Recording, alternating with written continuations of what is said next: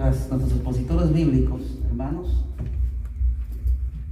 o nuestras Biblias en esta mañana, amén. En Ageo 1, del 1 al 13. Ageo era uno de los profetas, ¿qué? ¿De los profetas qué? Menores.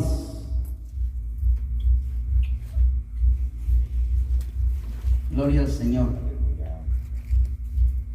Vuelvo a repetir Ageo 1 del 1 al 13, y esa lección la vamos a encontrar, amados hermanos, en la página 32 de nuestros expositores bíblicos. Y en nuestra Biblia es Ageo 1 del 1 al 13. Puestos en pie, cuando ya tengan preparada esta parte de la palabra del Señor, yo voy a leer, ustedes siguen con su vista, amén.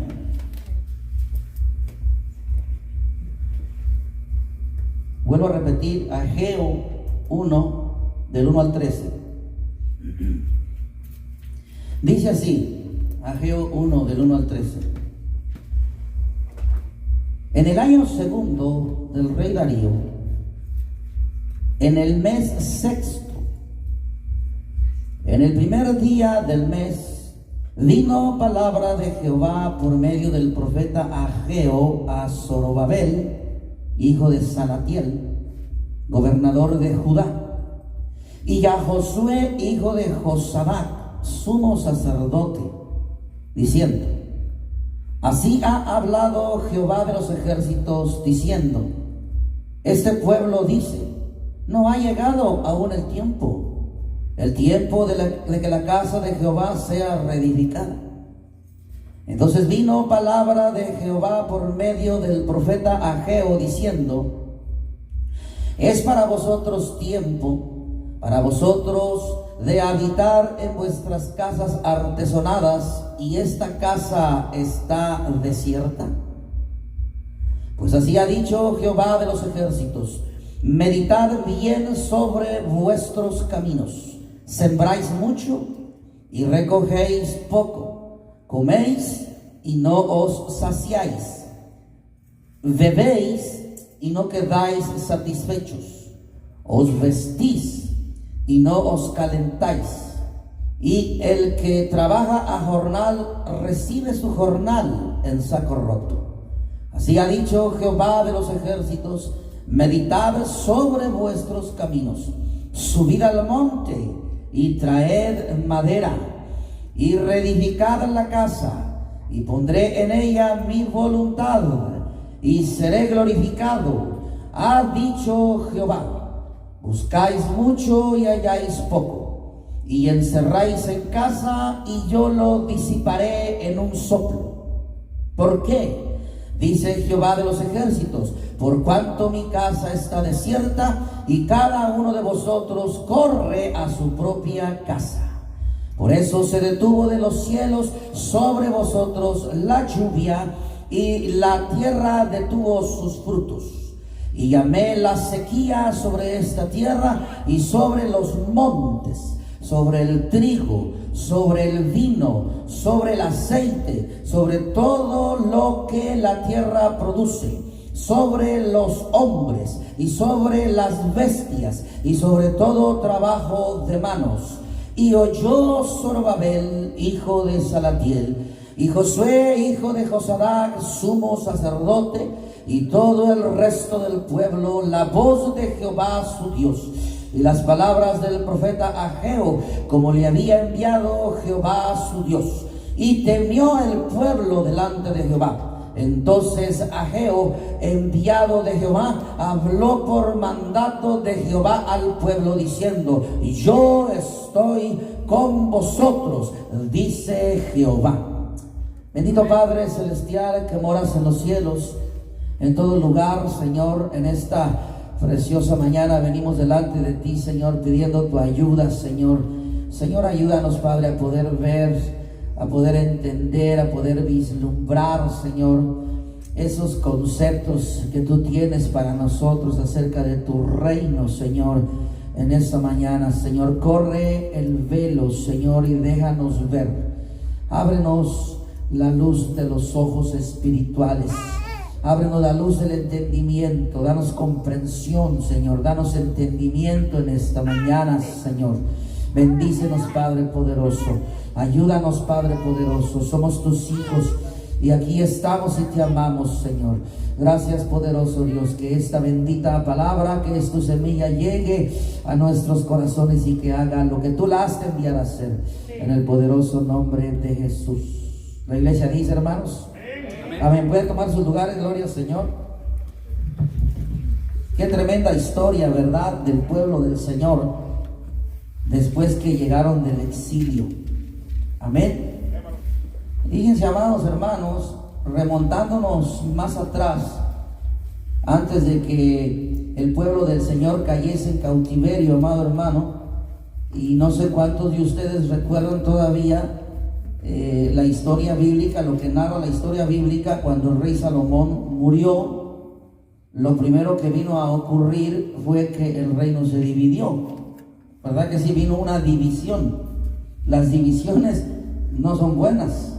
Amén. Dios no desea que nos dividamos, sino que Él desea que nos multipliquemos, ¿verdad que sí? Amén. Y claro que sí, muchas veces sí se llega a dividir uno, pero es como por convenio mutuo, por el deseo de abrir otra obra o de poner otra obra aquí, o que se expanda el reino del Señor.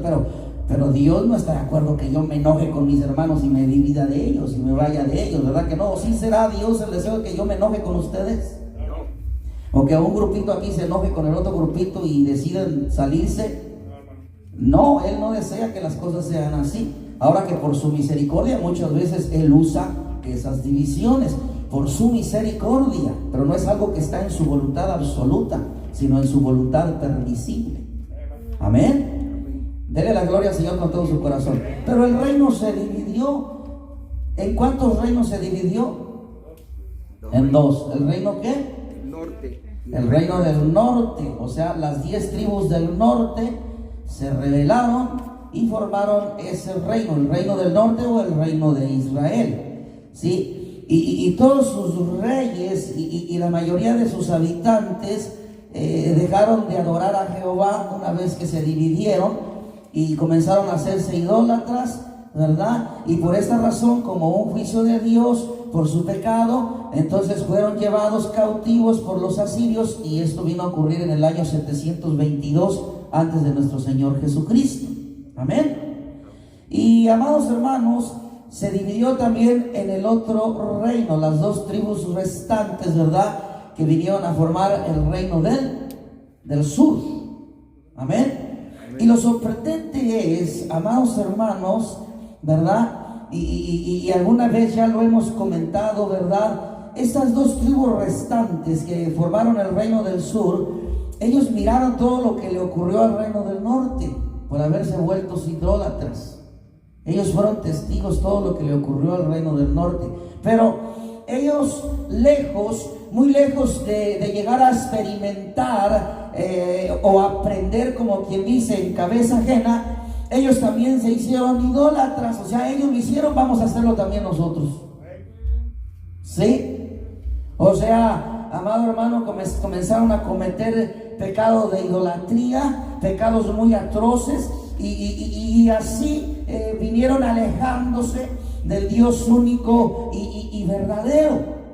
Y mira qué importante, amado hermano, es experimentar en cabeza ajena. Muchas veces nos quedamos asustados porque viene un hermano y el hermano comienza a testificar y dice: hermanos, miren, me alejé de Dios, me alejé de Cristo. Les aconsejo con todo mi corazón, no se vayan a alejar de Cristo. La vida allá lejos de Cristo es muy fea. No se puede vivir lejos de Cristo, es horrible, suceden cosas muy feas. Y nos quedamos sorprendidos, pero muchos aún de la iglesia, amado hermano, no logran experimentar en cabeza ajena, no logran tomar el consejo que se les da, y de rato también a los tiempos, algunos de ellos también ya se les mira alejados de Cristo. Es necesario que nosotros aprendamos en cabeza ajena, amados hermanos, ¿verdad que sí? Den la gloria al Señor. Bueno, el resultado de todo esto fue que entre los años 605 y el año 586 antes de nuestro Señor Jesucristo vinieron los de Babilonia. Nabucodonosor, sitiaron a Jerusalén, la incendiaron, le pusieron fuego a la ciudad, la destruyeron, la dejaron en ruinas y llevaron en cautiverio a todos los sobrevivientes, menos dejaron a algunos de los más pobres y de los enfermos y de los paralíticos y todos los que tenían para ellos defecto o los débiles, ahí los dejaron, ¿verdad? Una vez los que fueron llevados a Babilonia, se les vino a prohibir llevar a cabo su sistema de sacrificio y su sistema de adoración a Dios. En el año 538 antes de nuestro Señor Jesucristo vino otro emperador, Ciro el Persa. Él permitió regresar a Judea a unos 50,000 judíos bajo el mandato y la dirección de Zorobabel, el gobernador Zorobabel. Dios empezó a levantar líderes en su pueblo que pudiesen llevar a cabo la obra del plan de regresar del exilio. Y se levantó Zorobabel, el gobernador Zorobabel. Él regresó con estos 50,000 judíos, amado hermano. Y fueron estos 50,000 judíos los que comenzaron a poner los cimientos del nuevo templo. ¡Qué maravilloso! Cuando ellos llegaron, encontraron ruinas. Todo era ruinas, todo era destrucción. Todo estaba devastado, amados hermanos, y con energía, con deseo. Ellos comenzaron a levantar los cimientos del nuevo templo, pero sucedió una desgracia, el ataque del enemigo. La obra fue detenida, surgieron intrigas, se levantaron un grupo de árabes, se levantaron los samaritanos y se opusieron a que esos 50,000 judíos continuaran con la obra. Amén. Se estancó la obra, amados hermanos. Se paralizó la obra.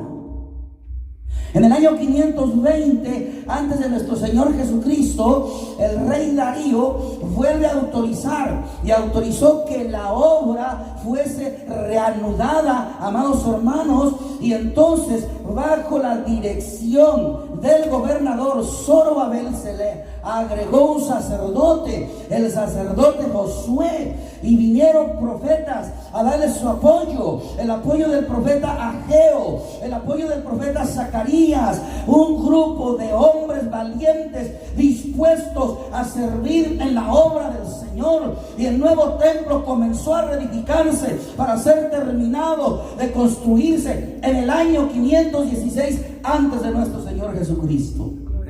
Amén. Pero ¿qué tuvo que ocurrir para que ellos se reactivaran?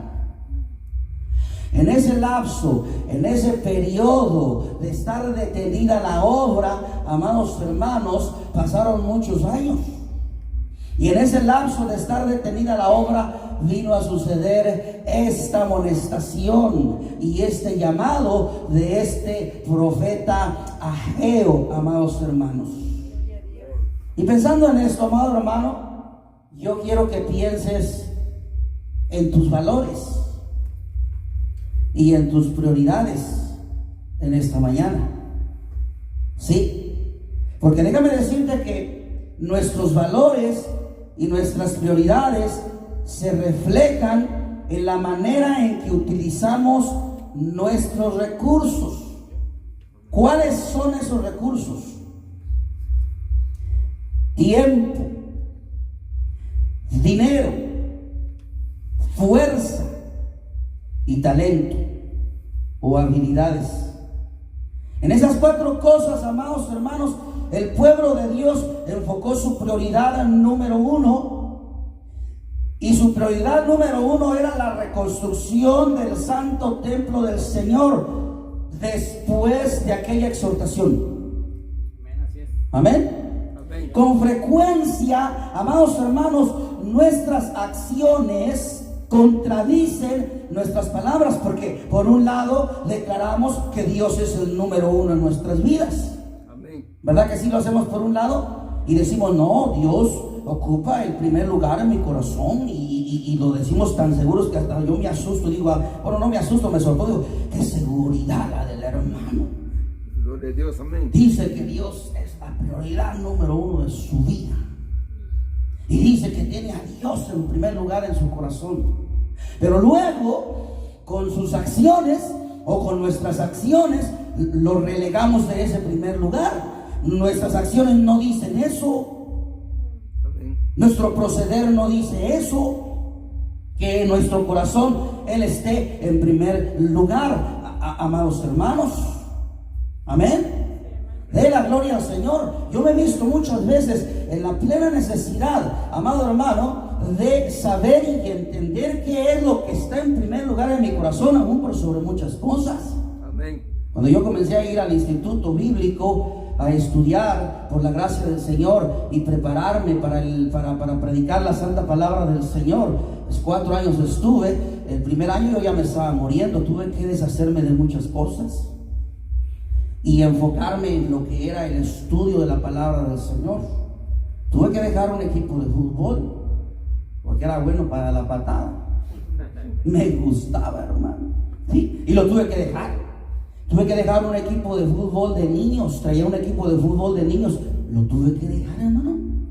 ¿Por qué? Porque me estaba muriendo, me salieron unas bolotas grandotas acá atrás en la nuca, dormía mis 4 horas apenas, tenía que estar bien metido en el estudio y luego metido en el cargo del grupo del equipo de niños y luego en el equipo de fútbol. Dije, no, yo tengo que ir deshaciéndome de unas cosas. ¿Qué es lo que tiene prioridad? ¿Qué es lo que tiene prioridad? ¿Qué es lo que tiene prioridad? ¿Qué es lo primero? ¿Qué es lo primero? Y el Dios habló a mi corazón y lo primero era la obra del Señor. Lo primero era ir a estudiar. Lo primero era ir a prepararme. Imagínense que hubiese escogido el equipo de fútbol y hubiese dejado la preparación en el instituto bíblico. ¿Qué hubiese resultado de eso? Hubiese sido un fracaso total en mi vida. Amén. Entonces, saber distinguir cuáles son nuestras prioridades. Amén. Entonces, hace 25 siglos se escuchó esta voz de este profeta que llamó a hombres y a mujeres a que corrigiesen sus prioridades. Y hoy todavía se sigue escuchando la voz de ese profeta, que es la voz de Dios, a través de todos que anuncian el evangelio del santo Señor Jesús. Amados hermanos, a que nosotros entendamos y comprendamos cuál es nuestra prioridad en la vida como hijos de Dios. ¿Cuál es nuestra prioridad en la vida como creyentes? Nuestra prioridad, amado hermano. Y sigue hablando a tu corazón, y sigue hablando a mi corazón en esta mañana. Amén. El profeta Ageo, él sabía lo que era prioritario y lo que era importante y lo que debía de hacerse primero, y exhortó al pueblo de Dios a responder, amados hermanos. Amén. Esa enseñanza, amado hermano, Dios mismo la ha puesto delante de nosotros como una exhortación a que en esta mañana estemos dispuestos a corregir nuestras prioridades y en cuanto a las cosas de Dios, que verdaderamente el Señor y sus asuntos sea la prioridad número 1 en nuestras vidas, en nuestros corazones, amados hermanos. Dios nos exhorta en esta mañana a corregirlo en el nombre santo de Jesús. Amén, hermano.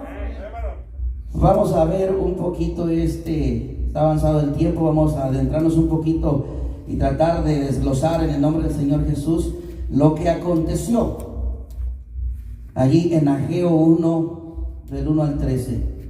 ¿Quién puede leer el versículo 1?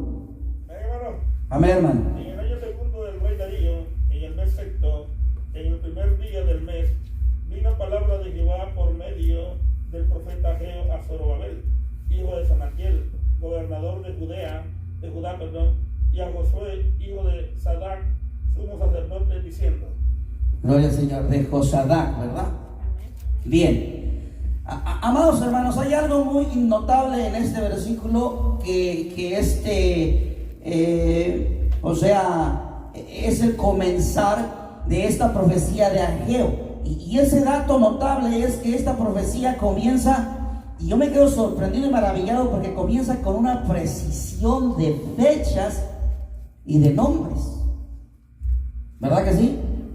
Y eso nos recuerda a San Lucas allá en su evangelio, porque esa característica también tenía San Lucas en su evangelio, en el capítulo 3, versículo 1, al igual que el profeta Ageo, fue muy preciso en sus datos, en sus fechas y en sus nombres. ¿Qué dice Lucas 3, versículo 1? Si alguien le puede dar lectura a Lucas 3, versículo 1, amén. Y ahí podemos ver la precisión de fechas, de datos y de nombres. Cómo se destacaba también San Lucas, ¿verdad? En su evangelio, el escribir de esa manera. ¿Qué dice el versículo 1 de Lucas 3:1? ¿Quién lo puede leer? Amén. Amén. En el año 15 del imperio de Tiberio César, siendo gobernador de Judea, Poncio Pilato y Herodes tetrarca de Galilea, y su hermano Felipe tetrarca de Iturea y de la provincia de Traconite y de Licias tetrarca de Abilia. Amén. Entonces ahí vemos también, amados hermanos, algo similar a cómo comenzó esta profecía del profeta Ageo, con una precisión de fechas. Dice aquí en Ageo, dice: en el año segundo del rey Darío, en el mes sexto, en el primer día del mes. Allí vemos la exactitud y la precisión de fechas, y precisión y exactitud de nombres. Amén. Ahora, se ha determinado que este suceso aconteció en el mes de septiembre. Amén. O sea, esta exhortación, ¿verdad?, aconteció en el mes de septiembre, de acuerdo a muchos estudiosos de la Santa Palabra del Señor. Este mensaje, amados hermanos, ¿a quién iba dirigido? Iba dirigido a Zorobabel, hijo de Salatiel, que era el gobernador de Judá, el cual era descendiente del último rey de Judá, llamado Joaquín. Amén. Y también este mensaje era dirigido a otro. ¿A quién? ¿Al sacerdote qué? Al sacerdote Josué. Sacerdote Josué, que era hijo de Josadá, que era y fue el sumo sacerdote que descendía de otro sumo sacerdote que se llamó Sadoc, el cual había sido el sumo sacerdote allá en los tiempos del rey Salomón. Amén. Denle la gloria al Señor con todo su corazón. Pero me llama la atención este Josué, porque saben ustedes que este Josué fue el que recibió, o al que le habló el profeta Zacarías. Vayan a Zacarías 3, versículo 1. Zacarías 3, versículo 1. Este sacerdote es al que le... Zacarías 3, versículo 1. ¿Sí? Entonces este sacerdote Josué, no lo confundamos con Josué, el Josué del Antiguo Testamento de los tiempos de Moisés, el sucesor de Moisés. No es él. Amén. Porque muchos lo han llegado a confundir con él. Este sacerdote Josué, amados hermanos, era alguien que simplemente al leer nosotros el capítulo 3 del versículo 1 hasta 7, podemos ver nosotros que fue un sacerdote que en primer lugar su condición era una condición de caído. Estaba caído. Igual que el pueblo de Dios estaban caídos. Entonces Zacarías recibe una visión. Lo miró en visión. Miró lugares celestiales en visión. Y le dice en el versículo 1, allá en Zacarías, versículo 1 dice: me mostró, o sea, Dios le mostró en visión a Zacarías, me mostró al sumo sacerdote Josué. ¿Y cómo estaba? Estaba delante del ángel de Jehová, pero alguien más estaba allí. Dice la palabra del Señor que ¿quién estaba allí? Satanás estaba a su mano derecha. ¿Con qué objetivo estaba Satanás allí a un lado de Josué? Ahí dice que ¿para qué? para acusarle. Entonces, ¿de qué le acusaba? ¿Por qué lo acusaba al sacerdote Josué? Y dice allí, y dijo Jehová a Satanás, o sea, la acusación no la recibió. Esa acusación Dios la sofocó, Dios la anuló, Dios lo reprendió y le dijo Jehová a Satanás, Jehová te reprenda, oh Satanás. Jehová que ha escogido a Jerusalén te reprenda. No es este un tizón arrebatado del incendio. ¿Sí? Pero miren la condición de Josué. Y Josué estaba ¿qué? Vestido de vestiduras viles. O sea, estaba sucio. ¿Sí? Vestido de vestiduras viles y estaba delante del ángel. Entonces habló el ángel y mandó a aquellos que estaban allí delante de él diciendo que le quitaran esas vestiduras viles. Quiten esas vestiduras viles. ¿Sí? Y entonces le habló a él, le dijo, mira, he quitado de ti tu pecado. Amén. Oiga bien, hermano, y te he hecho vestir de ropas de gala. Dice, después dijo, pongan mitra limpia sobre su cabeza, y pusieron una mitra limpia sobre su cabeza y le vistieron las ropas, y el ángel de Jehová estaba en pie, y el ángel de Jehová amonestó a Josué diciendo, miren lo que le dijo, una vez que lo perdonó, una vez que lo limpió, una vez que puso ropas blancas sobre él, le dijo Jehová de los ejércitos, si anduvieres, óyelo bien, si anduvieres por mis caminos, y si guardares mis ordenanzas, también tú gobernarás mi casa. También guardarás mis atrios, y entre estos que aquí están te voy a dar un lugar. Oiga bien, amén. Amén. Este sacerdote era Josué, porque Dios en su amor y en su misericordia vio el pecado de él y vio el pecado del pueblo. Realmente en esa visión Josué llevaba su pecado delante de Dios y llevaba el pecado de todo el pueblo de Israel delante de Dios, en un sentido espiritual, amados hermanos. Y Dios lo levanta con poder y es usado con poder. Dios está levantando y sigue levantando en su fidelidad hombres del pecado, mujeres del pecado. Los levanta, los limpia, los restaura y los usa para su gloria con poder, amado hermano. Eso es lo que hace Dios. Esta es la obra maravillosa de Dios. Te ha levantado para usarte, te ha levantado para usarte, te ha levantado para que prediques, te ha levantado para que enseñes, te ha levantado para que brilles en un mundo de oscuridad y hagas la diferencia y proclames su reino en el nombre de Jesús. Ah, Dios de la gloria, hermano. De la gloria al Señor. Aleluya. Versículo 2, ¿qué dice? ¿Quién lo puede leer el 2?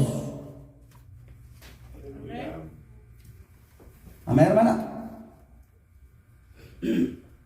Así ha hablado Jehová de los ejércitos, diciendo, este pueblo dice, no ha llegado aún el tiempo de que la casa de Jehová sea reedificada.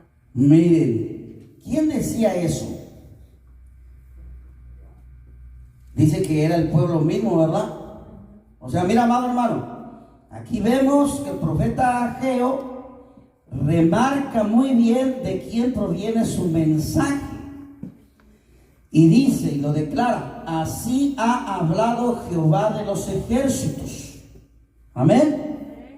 Y eso debe de quedar bien en claro en esta mañana, que es Dios, es Jehová de los ejércitos, el cual está hablando en esta mañana.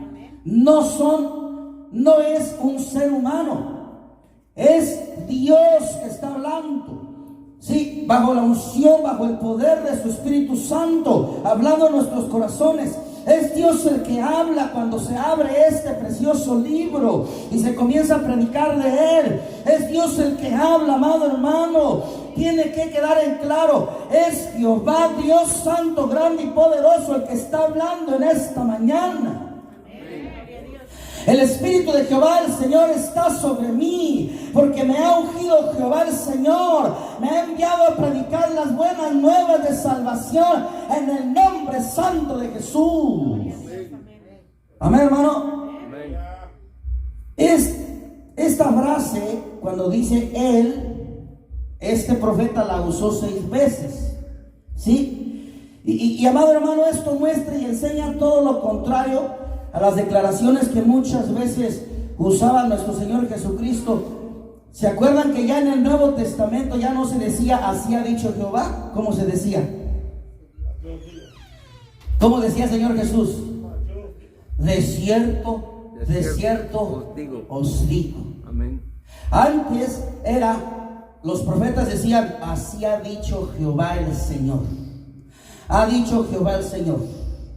Y mira, amado hermano, eso enseña claramente, allá en el Antiguo Testamento Dios hablaba a través de los profetas, Dios hablaba a través de los hombres santos, pero en el Nuevo Testamento Dios vino al mundo a través de la vida de nuestro Señor Jesucristo. Por eso el Señor Jesucristo no dijo así ha dicho el Señor, así ha dicho Jehová. Él no decía así ha dicho Jehová, Él decía de cierto os digo. ¿Por qué? Porque ya no hablaba más a través de los profetas, sino hablaba por sí mismo, amado hermano. Cristo es Dios, amado hermano. Dios en persona decidió descender del cielo para hablar con los hombres, para hablar delante de los hombres y traer el mensaje de vida eterna. Dice su palabra, de cierto os digo, aleluya. De cierto te digo, gloria al Señor, Dios con nosotros, Dios en medio de los hombres. Por eso Manuel significa Dios con nosotros. Dios está en medio nuestro, Dios está con nosotros. Tú puedes hablar con Dios, yo puedo hablar con Dios. Bendito el nombre de Cristo, hermano. ¿Ustedes creen que ustedes no pueden hablar con Dios? Amén. Aleluya. Todo aquel que se acerque a Dios, amado hermano, en el nombre de Jesús, puede hablar con Dios. Dios. Dele la gloria al Señor con todo su corazón. Amén. Dios está con nosotros a través de su Santo Espíritu. Pero este versículo continúa diciendo, amado hermano, dice allí, este pueblo dice. ¿Verdad que sí? No ha llegado aún el tiempo de que la casa de Jehová sea reedificada. Fíjense, aquí en esta frase vamos a hacer 2 observaciones. La primera observación, al declarar Dios por medio del profeta, sí, ese pueblo dice, en primer lugar no está diciendo mi pueblo dice, ¿verdad que no? Ya no está diciendo mi pueblo dice, sino que al decir este pueblo dice, ¿qué te enseña? Enseña claramente la existencia de un Dios que estaba indignado con su pueblo, ¿verdad? Como que a través de esa frase mostraba su desapruebo a la actitud de su pueblo y les manda un mensaje de reprensión con solo esa frase, este pueblo dice. Es como si el Señor dijese, esta iglesia dice. ¿Sí? ¿Recuerdan los tiempos cuando el pueblo del Señor caía en pecado constantemente? ¿Sí? Y solo bastaron 40 días que estuvo Moisés en el monte cuando recibió las tablas. Sí, aquellas tablas que iban a ser quebradas cuando Dios supo que el pueblo había caído en pecado. Porque antes Dios decía, mi pueblo Israel. Dios decía, ustedes son mi pueblo escogido, mi pueblo adquirido. Pero cuando el pueblo cayó en desobediencia y en rebelión, ¿qué le dijo a Moisés en Éxodo 32:7? Después de los 40 días, después que le dio las tablas, le dijo claramente, anda y se ve allá abajo tu pueblo. Amén. Le dijo tu pueblo, ya no le dijo mi pueblo. Mira Moisés, tu pueblo, este pueblo que tú sacaste, tu pueblo que tú sacaste. ¿Qué dice? A ver, ¿quién lo puede leer? Éxodo 32:7. Amén. Amén, hermano. Entonces Jehová dijo a Moisés: anda, desciende, porque tu pueblo que sacaste de la tierra de Egipto se ha corrompido. Mire, tu pueblo que sacaste de la tierra de Egipto se ha corrompido. Tu pueblo. O sea, refleja, sí, que Dios estaba indignado, amado hermano. Amén. Entonces, todo aquel que diga que Dios no se indigna es alguien que se ha equivocado, hermano. Es alguien que se ha equivocado. Dios puede ser indignado. Es verdad, Dios nos ama, sí. Dios me ama, sí. Me ama mucho, sí. Puedo sentir su amor. Pero eso no quiere decir que Él no puede llegar a ser indignado. Que Dios nos ayude. Amén. Dele la gloria al Señor con todo su corazón, amado hermano. En segundo lugar, vemos la otra cosa que observamos. Dice, no ha llegado aún el tiempo de que la casa de Jehová sea reedificada. Eso dice ahí, ¿verdad? No ha llegado aún el tiempo de que la casa de Jehová sea reedificada. ¿Se da cuenta, amado hermano? Ellos no decían que no iban a reedificar el templo, no se negaban, ¿verdad que no? Sino que simplemente decían, no es el tiempo. Ellos decían, aún no es el tiempo. Y la pregunta es, ¿quiénes eran ellos, amados hermanos, para determinar cuándo era el tiempo y cuándo no era el tiempo para reedificar el templo del Señor? ¿Quiénes eran ellos para determinar el tiempo? Amén. ¿Quiénes somos nosotros, amado hermano, para determinar cuándo y cuándo no es el tiempo para consagrarme a Dios?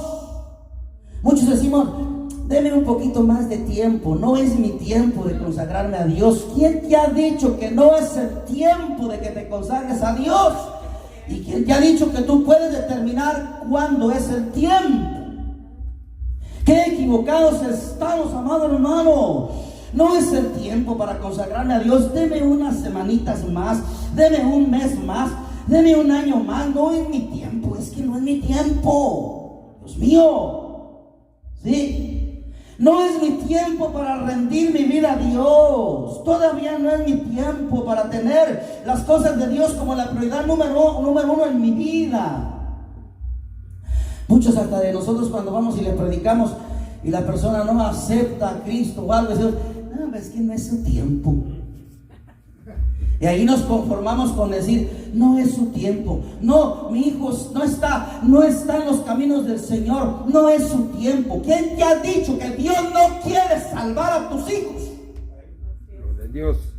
Dios quiere y desea salvar a toda la humanidad. Ese es el deseo de Dios, que todos procedan al arrepentimiento en el nombre de Jesús. Aleluya. Amén, hermano. Dé la gloria al Señor. Amén. Muchas veces escuchamos eso. No me consagraba a Dios porque no es mi tiempo. No he decidido servirle a Dios porque no es mi tiempo. No me he arrepentido y pedido perdón a Dios porque no es mi tiempo. Amado hermano, el tiempo no lo determinamos nosotros. El tiempo lo determina Dios. Y déjame decirte, hoy es el tiempo, amado hermano. El tiempo es hoy. Este día es el tiempo de Dios, amado hermano. No mañana, no pasado mañana. No el año que viene. Hoy es el tiempo, lo dice 2 de Corintios 6:2. ¿Qué dice? 2 de Corintios 6:2 dice claramente: he aquí ahora el tiempo. 2 de Corintios 6:2. ¿Quién lo puede leer? He aquí ahora el tiempo. Amén. ¿Quién lo tiene? 2 de Corintios 6:2. Amén, hermana. Amén. Porque dice, el tiempo aceptable te he oído, y en el día de salvación te he socorrido. He aquí ahora el tiempo aceptable, he aquí ahora el día de salvación. Ya que ahora es el día de salvación. Por eso vemos nosotros que todo lo que está escrito en la palabra del Señor está escrito en presente. No está en pasado, no está en futuro. El pasado, amado hermano, es una dimensión del tiempo que ni siquiera existe. Amén. El futuro es otra dimensión imaginaria del hombre. No existe el futuro, no existe el pasado. El único tiempo que vivimos irreal es el día de hoy. El presente, ayer ya se fue, mañana es incierto, hoy es el día aceptable, hoy es el día que tengo que entregarme a Dios, hoy es el día que le tengo que dar mi vida, hoy es el día que tengo que venir al altar a derramar mi corazón en su presencia, hoy es el día que le tengo que buscar, hoy es el día que le tengo que alabar, hoy es el día que lo tengo que bendecir, hoy es el día, amado hermano. Por eso dice su palabra, porque de tal manera amó Dios al mundo, que ha dado a su Hijo unigénito, para que todo aquel que en Él cree, Amén. presente, cree, no se pierda, mas tenga vida eterna. Cree.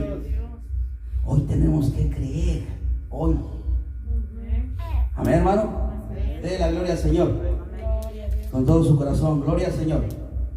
Versículos 3 y 4, ¿quién lo puede leer? Eso está poderoso, hermano. Aquí vamos a encontrar el centro de esa predicación. Versículos 3 y 4, ¿qué dice? ¿Quién lo lee? Amén, hermano. Entonces vino palabra de Jehová por medio del profeta Ageo, diciendo: es para vosotros tiempo, para vosotros de habitar en vuestras casas artesanadas, y esta casa está desierta. Y esta casa está desierta. Oiga bien, porque ese tiene un sentido espiritual y un sentido literal. Y ahí está el mensaje central de esta predicación. Versículo 3 y 4. Mira, amado hermano, versículo 3 declara: ahora vino la palabra de Jehová por medio de su profeta. Ahora el mensaje ya fue dirigido, el mensaje dio una vuelta y ahora fue dirigido para el pueblo de Dios. Ya no a los profetas, ya no a Zorobabel, ya no a Ageo. Ahora fue dirigido al pueblo de Dios. Y aquí comienza, amado hermano, la reprensión directa para el pueblo de Dios.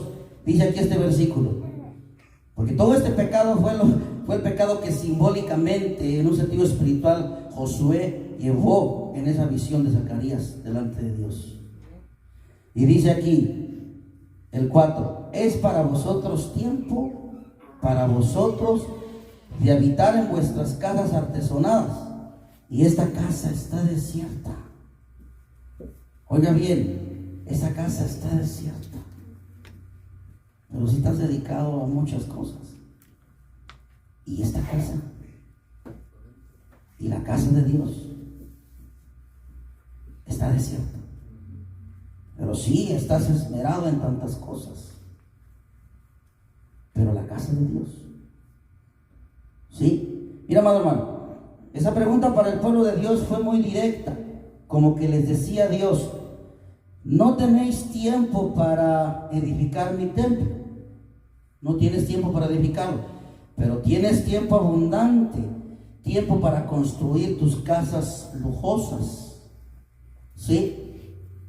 Ellos se habían construido casas con un relativo lujo, utilizando madera de cedro importada desde el Líbano.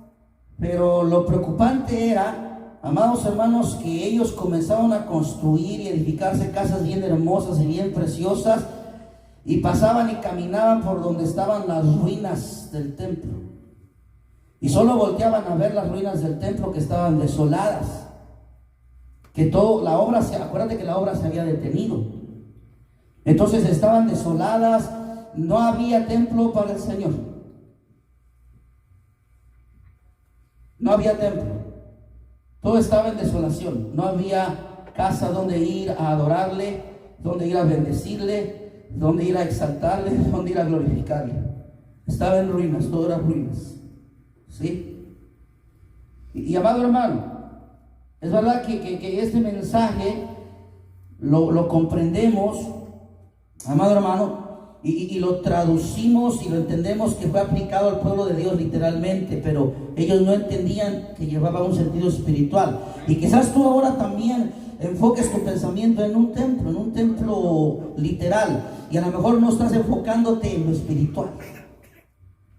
En lo espiritual. Amén. Pero encierra ese profundo mensaje simbólico para la iglesia actual del Señor. Porque cuántos creyentes actuales, amados hermanos, han abandonado las cosas de Dios y están en la iglesia, pero han abandonado las cosas de Dios. Han abandonado los asuntos de Dios por otras cosas a las cuales le han puesto más importancia, otras cosas a las cuales le han dado prioridad en su vida. Han descuidado el templo del Señor. Ese templo se encuentra en ruinas. Y lo peor de todo, amado hermano, es que las ruinas y esa desolación del templo del Señor no les preocupa en manera alguna. Ven las ruinas que hay en el templo del Señor y amado hermano, y no están dispuestos a reedificar el templo del Señor.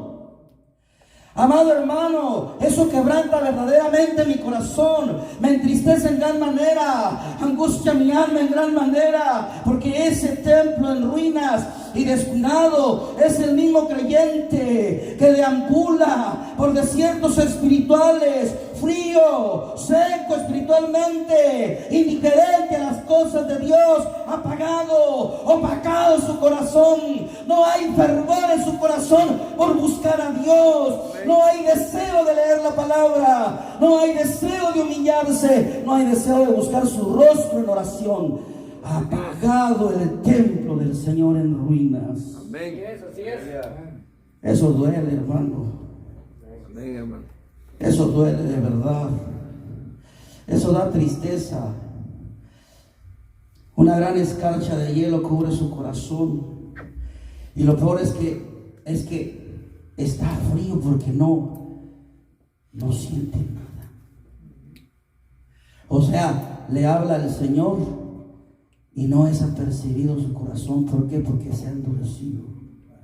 Es un corazón duro.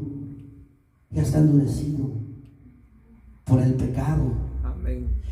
No le preocupa que el templo del Señor esté en ruinas, que esté desolado. Y aunque le leas la Biblia, que la palabra del Señor dice: ¿no sabéis acaso ustedes que sois templo de Dios y que el Espíritu de Dios mora en vosotros? Y no le importa que la Biblia dice: si tú destruyes mi templo, Dios te va a destruir a ti. Eso dice, vaya a 1 Corintios 3.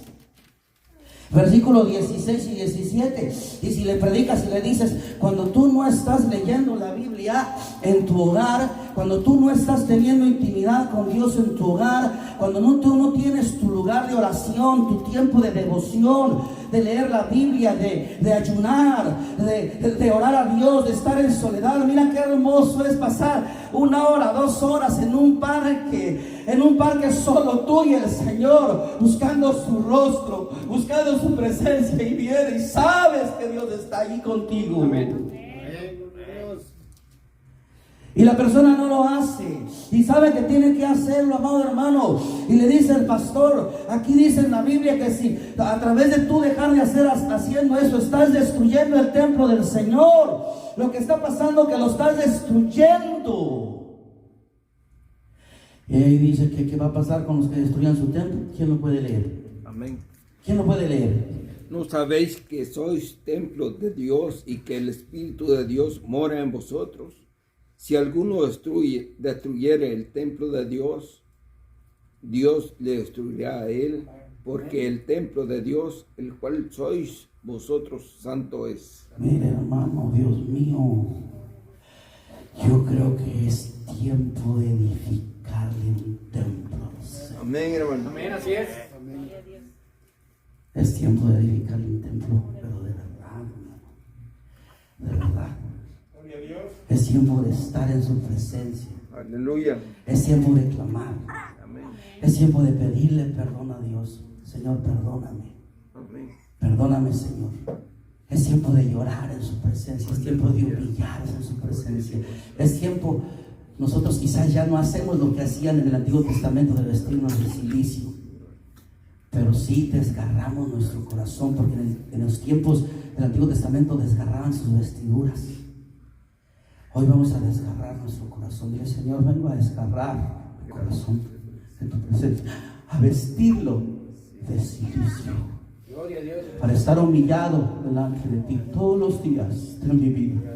Quiero estar humillado delante de ti todos los días de mi vida. Dice la palabra del Señor: si se humillara mi pueblo, si se humillara mi pueblo, sobre el cual mi nombre es invocado, y oraren y buscaren mi rostro, clamaren a mí, se convirtieren de sus malos caminos, entonces yo oiré desde los cielos, perdonaré sus pecados y sanaré su tierra. Si nosotros nos humillamos delante del Señor con todo nuestro corazón, hermano, se va a venir un avivamiento poderoso, hermano, en esta obra, en esta iglesia. Pero quitemos todo orgullo de nuestro corazón. Arrojemos toda vanidad, Aleluya. todo orgullo, toda Gloria a Dios. soberbia, toda altivez, Amén. y humillémonos. Amén. Amén. Yo voy a invitarlos que pasen al altar, hermano. Aleluya. Pónganse en pie, pónganse en pie, pónganse en pie, comiencen a orar. Ven al altar. Si hay alguien aquí que no le ha dado su vida al Señor Jesús, pase al altar, no va a pasar nada, solamente díganle al Señor Jesús: Señor Jesús, perdona mis pecados, te reconozco como mi Salvador. Si hay alguien aquí que no lo ha hecho y lo quiere hacer en esta mañana, venga y aquí lo hace, y simplemente ábrele a Dios y dele su vida al Señor Jesús. Dígale: Señor, perdóname. Señor, perdóname, me arrepiento de todos mis pecados.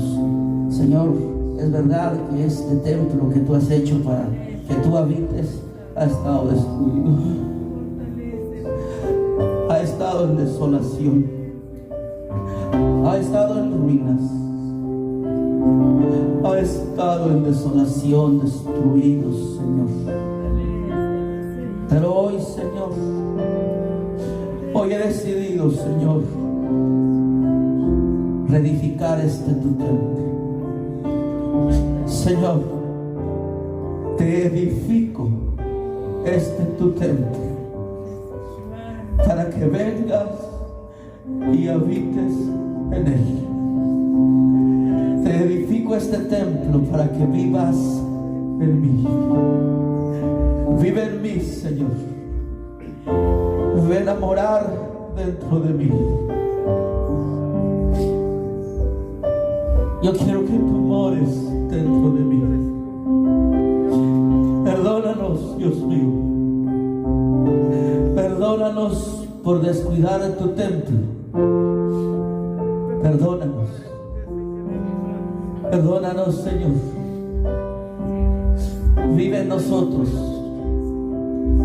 Quiero conocerte más. Estar cara a cara contigo, Señor. Aquí estoy. Espíritu Santo, ven. Ven, Señor. Cántale su corazón al Señor.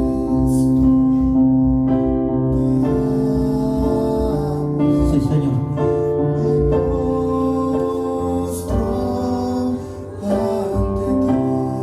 Me postro ante ti, Señor.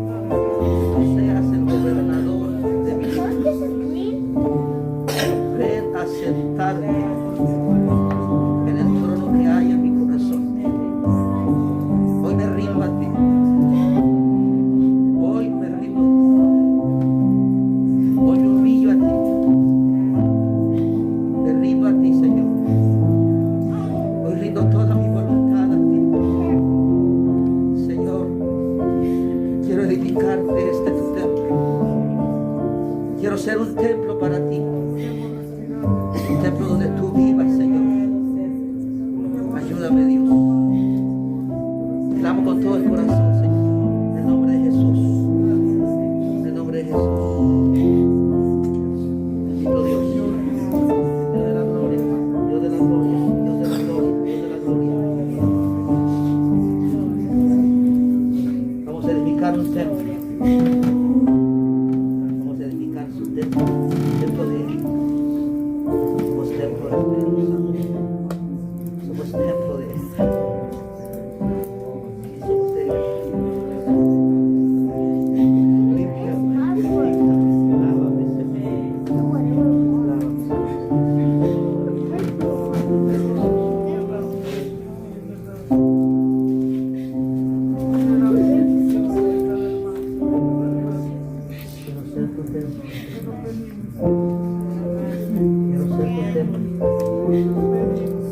Quiero ser tu templo. Quiero ser tu templo. Quiero ser tu templo. Hoy entiendo.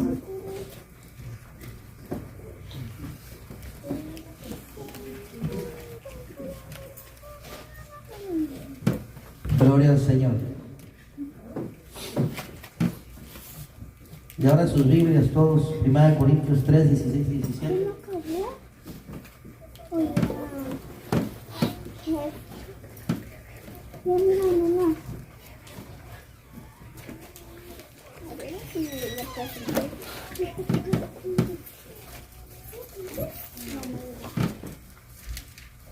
Primera de Corintios 3,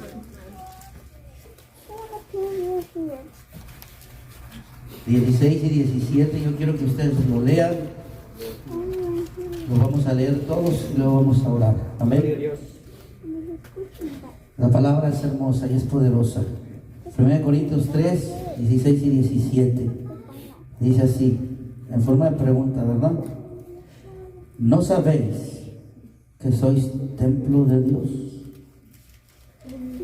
y que el Espíritu de Dios mora en vosotros? Si alguno destruyere el templo de Dios, Dios le destruirá a él. Porque el templo de Dios, el cual sois vosotros, santo es. Dios mío, qué poderoso. Oremos. Bendito Padre Celestial que moras en los cielos, en todo lugar, Señor. En esta preciosa tarde te damos gracias por lo que has hecho, Señor, en cada uno de nosotros. Gracias, Señor, por tu presencia. Gracias te damos por tu Espíritu Santo, Señor. Te honramos y te exaltamos y te glorificamos con todo el corazón. Aquí estamos, Señor, como templo tuyo, Señor. Ayúdanos a cuidar nuestra mente, a cuidar nuestros pensamientos. Ayúdanos a cuidar nuestro corazón. Ayúdanos a cuidar ese jardín que tú has puesto dentro de nosotros, en el cual tenemos comunicación contigo, en el cual podemos hablar contigo. Ayúdanos, Señor, a cuidar nuestros ojos. Ayúdanos, Señor, a cuidar nuestras manos, a cuidar nuestros oídos, a cuidar nuestros labios, Señor, nuestro hablar, a cuidar nuestros pies, Señor, nuestras piernas, nuestros pies. Ayúdanos, Señor, a cuidar todo nuestro ser, nuestro corazón para ti, Señor, separado para ti, apartado para ti. Y reconocemos que nosotros no lo podemos hacer, pero tu palabra dice, Señor, que lo que para el hombre es imposible, para Dios todo es posible. Para ti todo es posible, Señor. Y lo creemos. Gracias, Señor. Gracias. Bendice a estos hermanos que están aquí. Señor, ayuda a cada uno de mis hermanos. Cuídales y guárdales en el hueco de tu mano, Señor. Bendice los alimentos que vamos a probar en esta tarde, Señor. Clamamos en el nombre santo de Jesús. La iglesia dice, amén. No se vaya.